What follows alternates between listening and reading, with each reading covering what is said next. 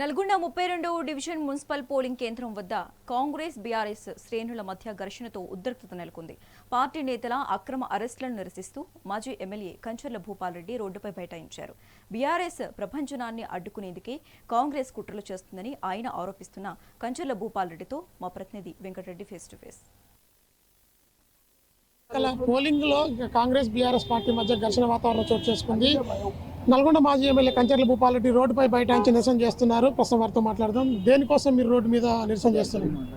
భువనగిరి దేవేందర్ ఉమా సైలెంట్గా గెలవబోతున్నారన్న భయంతో కోమటిరెడ్డి వెంకరెడ్డి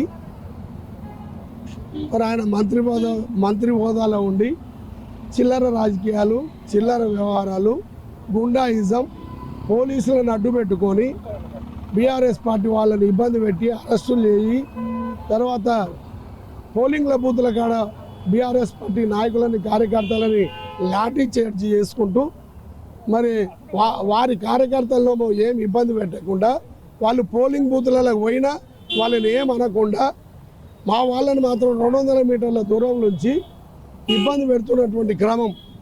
మరి అదేవిధంగా బీఆర్ఎస్ పార్టీ అభ్యర్థి అయినటువంటి భువనగిరి దేవేందర్ని అరెస్ట్ చేయాలని ప్రయత్నం చేస్తే మా క్యాడర్ అంతా కూడా రోడ్డు మీద బటాయించి పోలీసు అక్రమాలని, పోలీసు జులుంని నశించాలని వెంటనే డిఎస్పీ గారికి, వెంటనే ఎస్పీ గారికి చేయగానే వెంబడే స్పందించి దేవేందర్ గారిని వెంటనే విడుదల చేసి ఆయన పనులకు ఆయన పోవడం జరిగింది. కానీ ఇది ప్రజాస్వామ్యంలో ఇది పద్ధతి కాదు.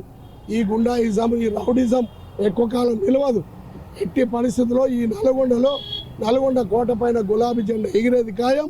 వాళ్ళ పతనం స్టార్ట్ అయిందనేది కూడా ఖాయం. ఈ విధంగానే పోతే ఖచ్చితంగా నెక్స్ట్ ఎన్నికలలో కూడా 1,00,000 మెజార్టీతోటి ఈ యొక్క నల్గొండ ప్రజలు వాళ్ళకి తగిన బుద్ధి చెప్పబోతున్నారు అనేది కూడా మీ ద్వారా తెలియజేస్తున్నా. కాబట్టి ఎస్పీ గారు వెంటనే ఇలాంటి అక్రమంగా ఇలాంటి ఇబ్బందికరమైనటువంటి కార్యక్రమాలు చేయకుండా మరి న్యాయబద్ధమైనటువంటి వ్యవహారం చేసి ప్రజాస్వామ్యంలో ఎలాంటి ఇబ్బంది లేకుండా ఎన్నికలు జరపాలని ఎస్పీ గారిని కోరుతా ఉన్నాను. నల్గొండలో ఉద్రిక్త పరిస్థితి నడుమ అయితే ఇక కంచర్ల భూపాల్రెడ్డి రోడ్డుపై ధర్నాకు దిగారు.